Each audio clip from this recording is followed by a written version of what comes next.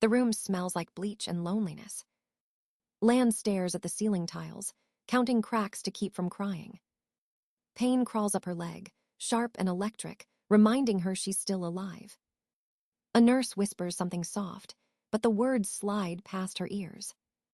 3 days since the crash, and she still dreams of spinning glass and headlights. Her phone buzzes beside her bed, screen glowing against the dim light. A message from Hai. 7 words. I can't handle a future like this. She reads it twice, then a third time until the letters blur. 5 years together, gone with a single vibration. She doesn't reply.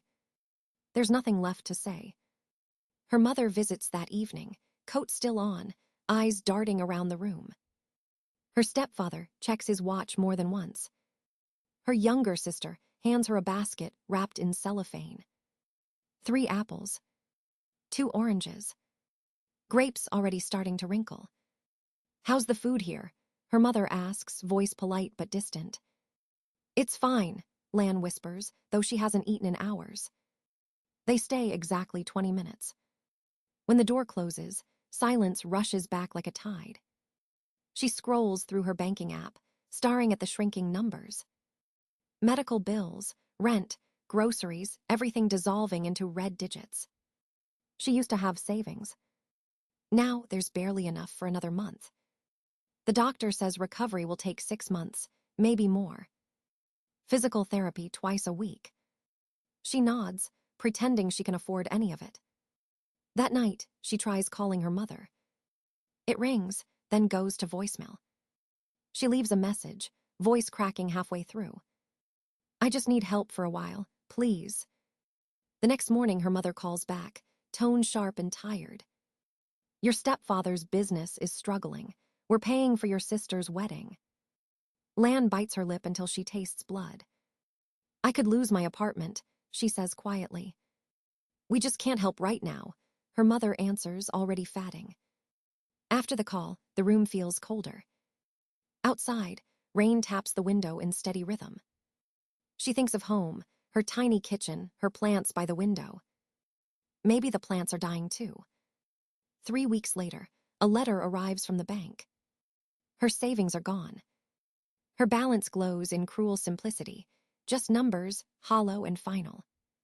She deletes the app, as if that might erase the truth. The nurse helps her sit up, adjusting the pillows behind her.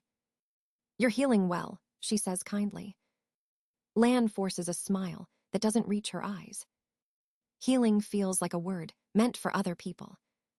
People who still have someone waiting for them. Her mother doesn't visit again. Neither does Hai. The fruit basket rots on the chair, sweet smell turning sour. She watches it decay, one grape at a time, and understands. Some things rot quietly before they disappear. Outside, the rain keeps falling, soft and endless. The world moves on. She is still learning how to. The apartment smells of dust and endings. Lan leans on her crutches, staring at the orange paper taped to her door. Eviction notice. Final warning. Her name printed in bold letters, as if shouting her failure. 30 days had passed while she was trapped in a hospital bed. Now there's nothing left to fight with. The hallway echoes with the sound of her cast dragging against the floor. Inside, boxes wait like silent judges. She tries to pack, but every movement burns through her leg. Books, clothes, memories, all too heavy. She sits on the floor, breath shallow, heart pounding with shame. How do you pack a life that doesn't fit anymore? A photo slips from a box. Her and Hai on a summer trip, smiling like the world was theirs. She tears it in half without thinking. Outside, footsteps stop at her door. The landlord clears his throat. You have until tomorrow, 5 p.m. He doesn't meet her eyes. When he leaves, the silence swells again. Lan laughs softly, a sound too close to crying. The next morning, she moves slower than time. She ties her hair, pulls on a heavy coat, and steps into the rain. Her car is now her home. A small hatchback filled with what's left of her. She parks behind her old gym, pretending it's temporary. The cold seeps through her blanket, biting her skin. She tells herself this is only for a night. One night becomes 4, each colder than the last. The city's neon lights blur through her fogged-up windows. She brushes her teeth in a gas station bathroom, avoiding her reflection. The cashier looks away. Pity or disgust, she can't tell. She buys the cheapest coffee, just to prove she belongs somewhere. It tastes like metal and regret.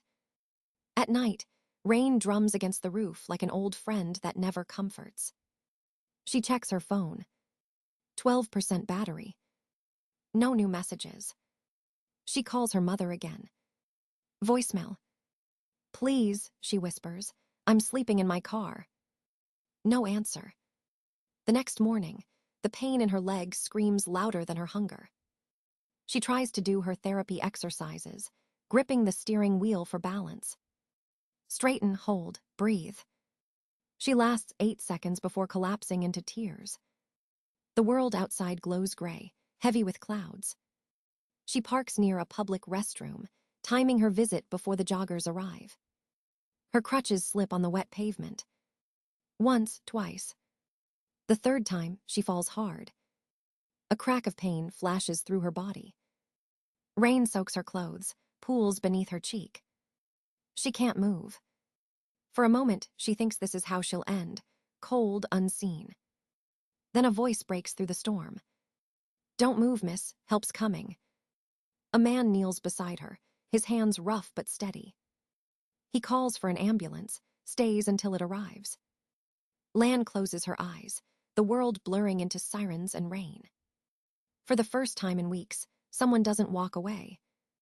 Lan wakes to the steady beep of machines and the faint scent of disinfectant. Her body feels like glass held together by tape. A nurse tells her a park worker found her in the rain. She nods, too tired to ask for details. Later, a gentle knock breaks the silence. An older woman steps inside, carrying a paper bag of fruit. I'm Hoa, she says, voice soft but certain. My Uncle Bin was the one who helped you. Lan blinks, confusion clouding her thoughts. He said you have nowhere to go. Hoa sets the bag on the bedside table. I have a small loft above my house. You can stay until you heal. Lan wants to refuse, pride burning in her chest. But pride won't pay for therapy. Won't buy food. Won't keep her warm. She nods once, eyes wet but steady. The next day, she's discharged with crutches and a list of exercises. The loft is small, but clean and bright. The smell of tea drifts from downstairs. Hoa shows her the bathroom, the tiny kitchenette, the bed by the window. Rest now, she says, and tomorrow we start again. That night, Lan lies awake, listening to the rain. It sounds softer here. Gentler. Morning brings pain. Sharp, relentless. Physical therapy is worse than she imagined. Each stretch feels like tearing old wounds open. Breathe through it, the therapist says. You stop when you stop believing you can. Lan grits her teeth, sweat dripping down her temples. She finishes one set, then another. Every small victory feels enormous. At night, she writes goals on scraps of paper. Walk without crutches. Find work again. Smile without pretending. Hoa brings her soup every evening, refusing to let her eat alone. You remind me of my daughter, she says once, eyes distant. Lan doesn't ask where the daughter is. The silence between them is enough. Days pass like slow-moving clouds. Her leg starts to obey again, trembling but stronger. She practices walking to the window, watching the world continue outside. Children run through puddles. Bicycles hum down the street. Life doesn't pause for anyone. One afternoon, she finds a drawing on her pillow. A stick figure woman with a purple cast and a bright red cape. Land stronger than steel. The signature reads Tung, Hoa's nephew. She presses the paper to her chest. It's the first time she's smiled in weeks. That night, she dreams of sunlight instead of headlights. When morning comes, She opens her laptop for the first time since the crash. The screen feels unfamiliar, like touching a forgotten part of herself.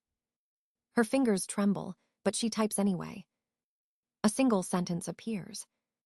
"I'm still here." And for the first time, she believes it. Lan wakes before sunrise, the air still cool and quiet. Her leg aches, but the pain no longer owns her. She makes tea, opens her laptop, and stares at the blank screen. A single idea flickers to life, designing again. Her hands remember what her heart forgot. Colors, shapes, balance. She downloads free software, watching tutorials until her eyes sting. By afternoon, she finishes a logo for a small bakery ad.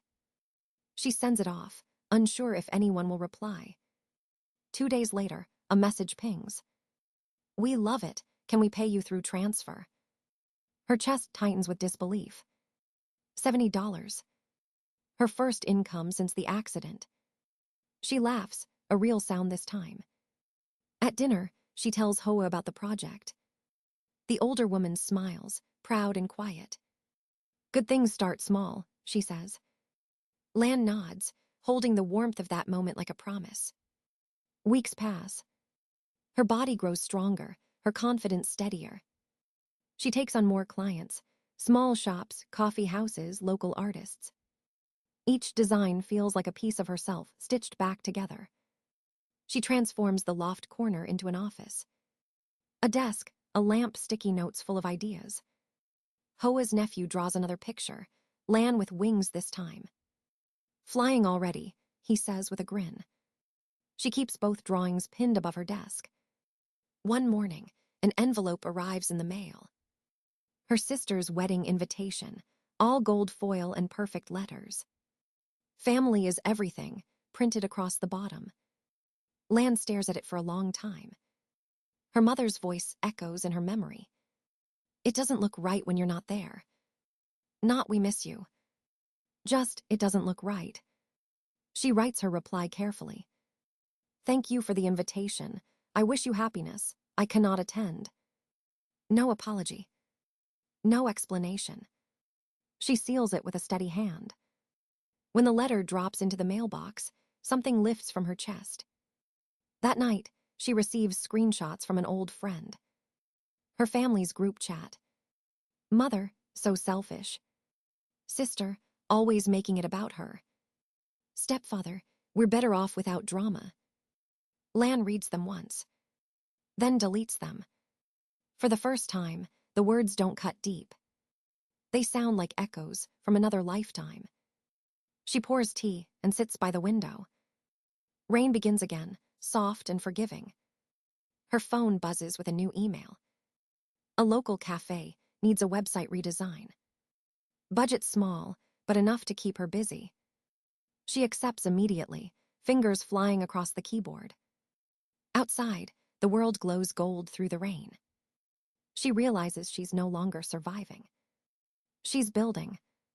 Each pixel, each line of code, each breath. Her life no longer feels borrowed. It's hers again, piece by piece.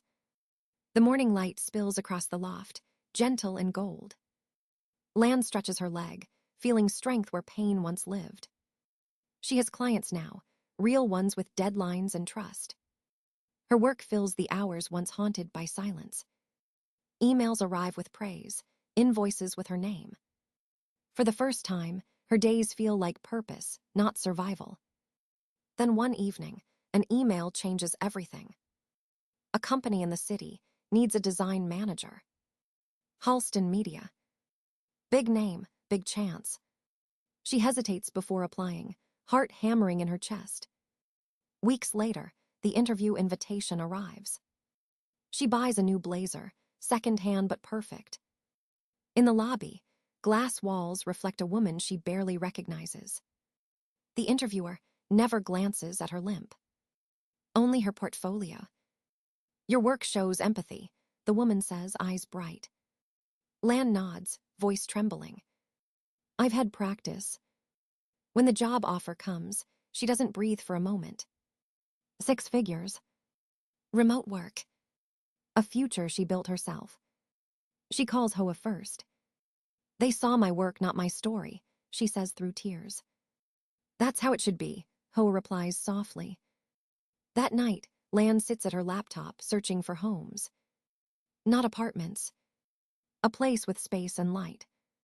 2 weeks later, she signs the papers for a small cottage. Old wood floors. White walls. A porch wrapped in climbing roses. When the agent asks if she wants family to see it, she smiles. "It's just me."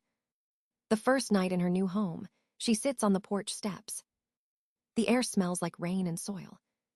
Freedom has a scent, she realizes. Months pass quietly, filled with work and sunlight. Until one morning, a letter arrives. Her mother's handwriting, neat and sharp. "Your stepfather had a stroke. We need help." Lan folds the paper, heart steady. She doesn't reply.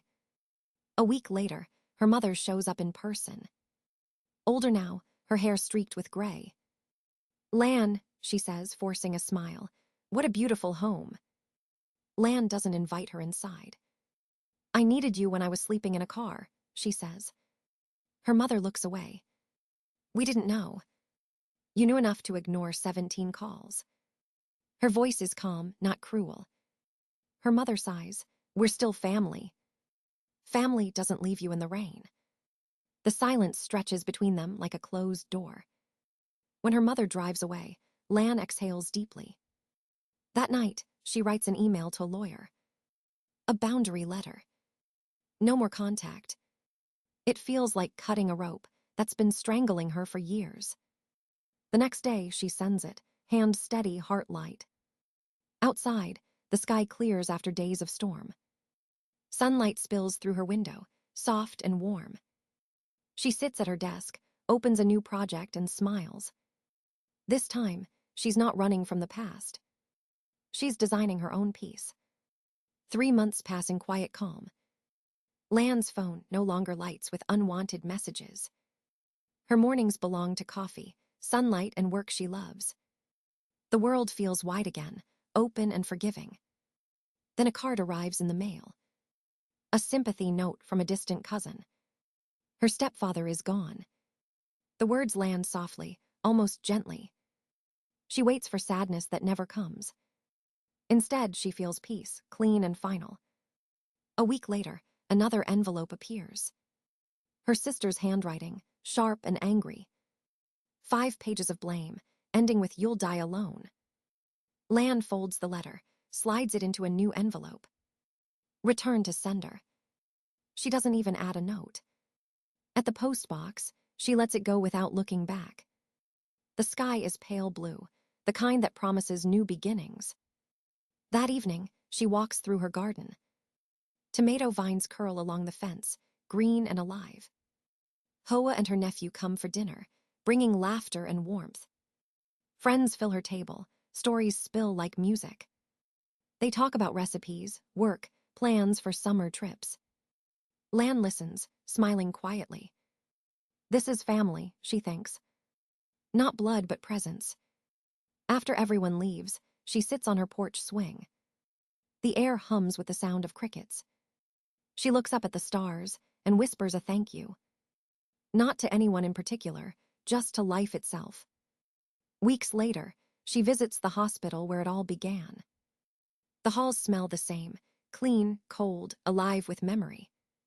She donates $5,000 to the Patient Relief Fund. Not much, but enough to matter to someone. Before leaving, she walks to the room she once called hers. Under the bed frame, she tapes a small envelope. Inside, a note written in her steady hand. Sometimes the ones who leave make space for the ones who stay. She doesn't cry. She just smiles and walks out into the sunlight. Her days fill with new work, new hope. Her book is finished, after being left behind. The publisher calls. They want a second print. Invitations arrive for talks and conferences. People write to thank her for telling their story too. She answers each one with care. Every message, a small thread, connecting her to the world. One evening, she hosts another dinner. The table glows under candlelight. Someone raises a glass. To building bridges that matter, they say. Lan lifts hers, eyes shining. And to having the courage to burn the ones that don't. Laughter fills the room, warm and real. Later, she steps outside, barefoot on the porch. The sky fades into rose and amber. She feels the earth solid beneath her feet. No ghosts. No guilt. Only peace. Forgiveness, she realizes, isn't about reopening old doors. It's about locking them gently and walking toward the light. And tonight, she walks without looking back. The sun sinks low behind the hills, painting the sky in gold and rose. Lan sits on her porch swing, coffee cooling beside her hand. The wind smells of rain and earth, soft and clean. Her garden sways gently, alive under the fatting light. Every leaf, every bloom, feels like a piece of her journey. She thinks of all the doors she closed and the ones she built herself. The silence around her no longer feels empty. It feels earned. Inside, her book rests on the table, her name shining on the cover. She doesn't chase what's gone anymore. She simply lets it be. The world no longer feels heavy, only wide and waiting.